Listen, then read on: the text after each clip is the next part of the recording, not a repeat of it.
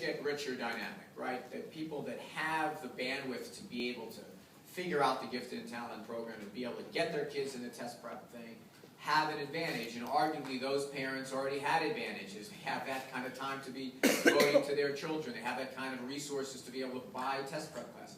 I think that one of the great Rosetta Stones that we have to figure out is how we figure out a way to identify these achieving kids, how we figure out a way to create a farm system of kids that do it.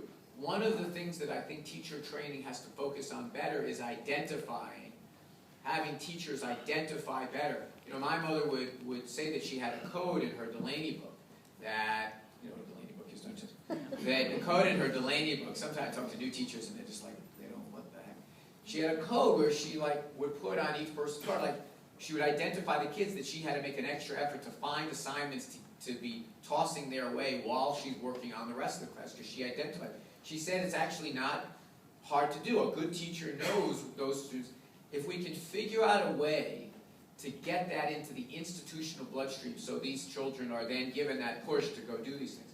And one of the things I think we've got to do is have places within each school, maybe we don't call them gifted and talented programs, but additional learning labs. Maybe they're at the after-school period, maybe they're just some structure within each school that we encourage children to go to, even if they don't have a distinct track, they're going into these extracurricular activities that foster it. And let me make one final point on that.